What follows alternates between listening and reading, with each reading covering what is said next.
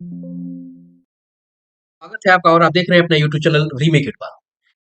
भारत सरकार ने एकीकृत पेंशन योजना को मंजूरी दी है। ये एकीकृत पेंशन योजना आखिर है क्या? आपको इसे कहा गया है यूपीएस, यूनिफाइड पेंशन स्कीम। क्यों यूनिफाइड पेंशन स्कीम लाया गया है? जबकि पूर्व से एनपीएस आपको लागू था, यानी न्यू पेंशन स्कीम लागू था। तो ये क्यों लाया गया है, इसके क्या फायदे हैं, इस वीडियो में हम लोग यह जानेंगे। और इसके वीडियो में हम यह भी जानेंगे, दोनों की तुलना तो करेंगे कि कैसे यूपीएस जो है एनपीएस से बेहतर है।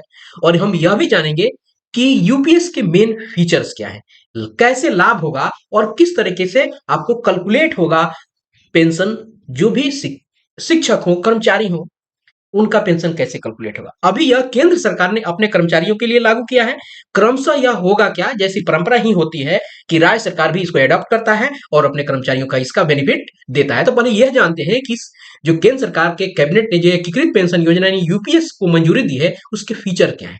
अब देखिए, उसके 5 पिलर बताए जा रहे हैं। और 5 पिलर क्या है कि एक सुनिश्चित, जिसकी सबसे ज्यादा मांग हो रही थी कि एक निश्चित पेंशन हो, तो निश्चित पेंशन स्कीम के लिए कहा गया है कि आपके अंतिम, यानी जो रिटायरमेंट का वर्ष है उसके अंतिम 12 महीने का आपको औसत एवरेज सैलरी निकाली जाएगी। कहा ये होता कैसे है कि 12 महीने के सैलरी को, लास्ट के 12 महीने के सैलरी को क्या किया जाएगा, ऐड किया जाएगा आपस में, और उसमें 12 से भाग दिया जाएगा। तो इससे क्या होता है, औसत निकल जाता है, यही औसत सैलरी बनेगी।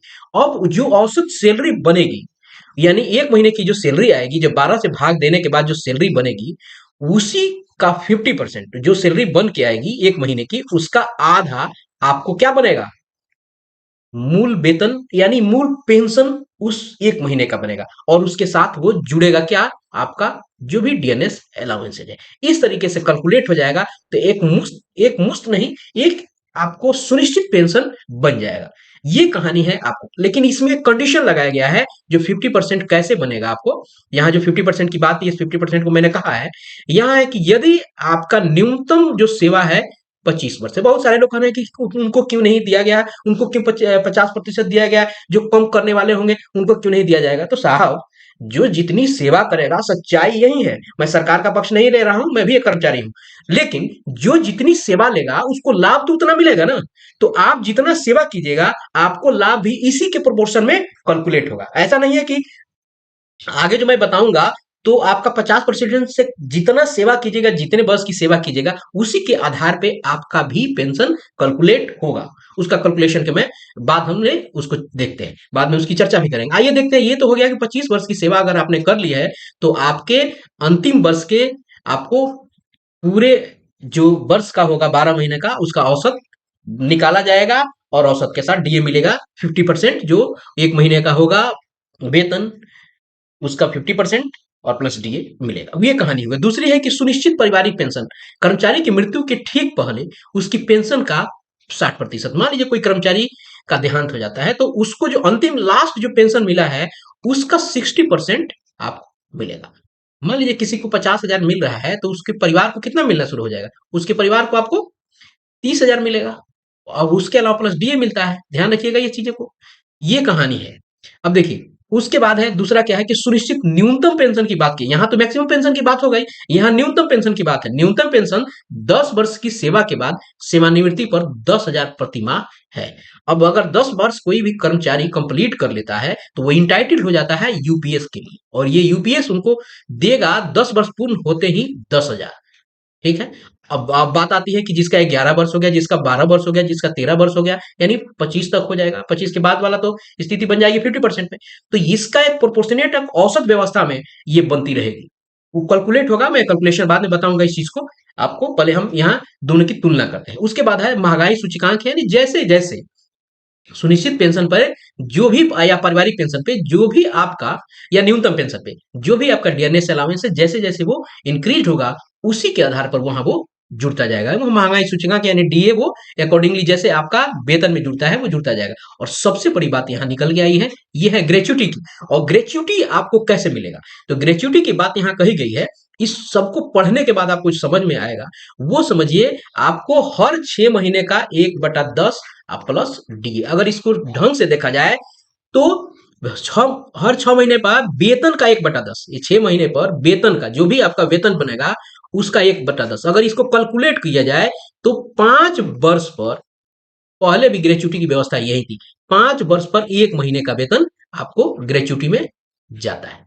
तो यानी देखा जाए 20 वर्ष का लिए तो 4 महीने हो जाएगा। और यह ध्यान रखिएगा कि हर हर 6 महीने में जुड़ा जा रहा है, और हर 6 महीने में आपका वेतन भी, साल में वेतन आपका होता क्या है कि वार्षिक वृद्धि होती है, तो वेतन हर, इसीलिए 6 महीना कहा गया है। ऐसा नहीं है कि 5 वर्ष पे एक महीना दे दिया जाए, नहीं, इसीलिए 6 महीना किया गया है कि हर 6 महीने में होता क्या है कि डियरनेस की व्यवस्था बदलती है। उसके अलावा साल भर में आपको वेतन वृद्धि होती है, इसीलिए कहा गया है। तो यानी 5 वर्ष पे 1 महीने का वेतन, इसीलिए 6 6 महीने को 1 1/10 कर करके किया गया है।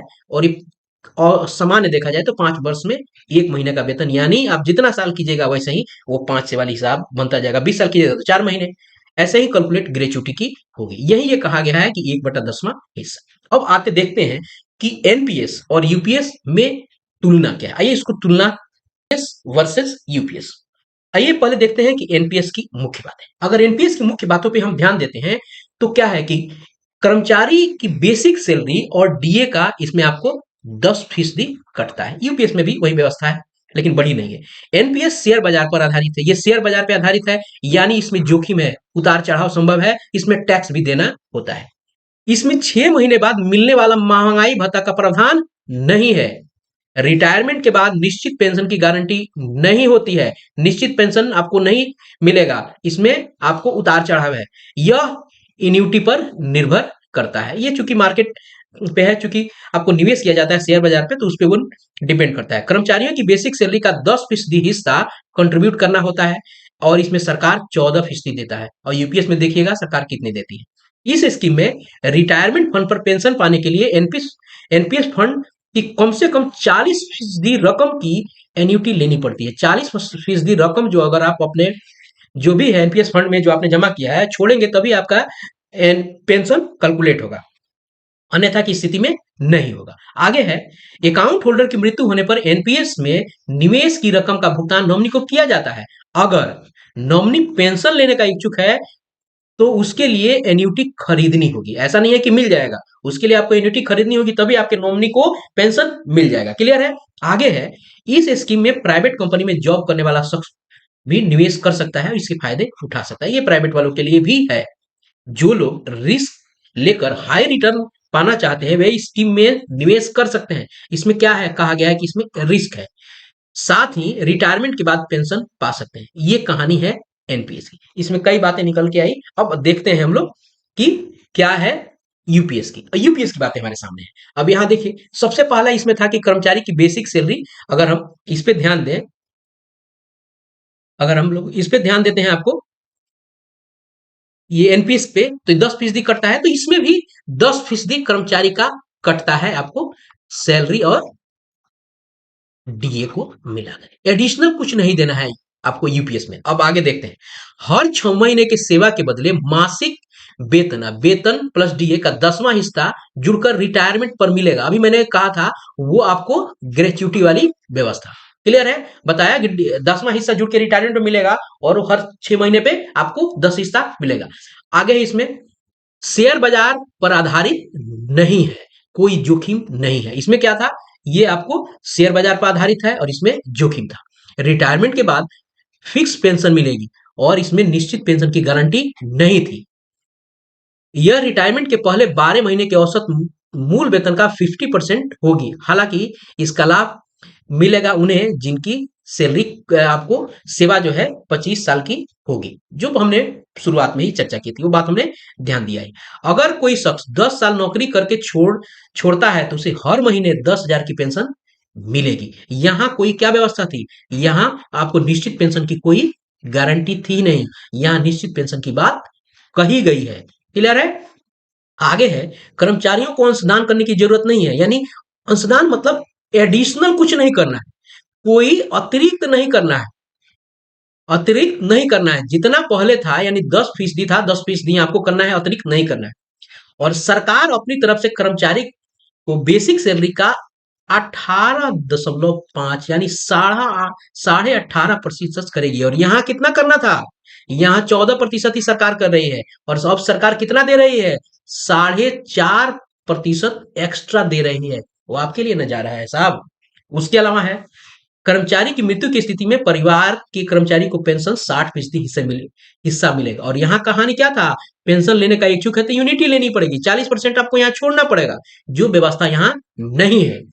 ठीक है, यह सिर्फ केंद्रीय कर्मचारियों के लिए है, हालांकि राज्य सरकारों को भी विकल्प दिया जाएगा।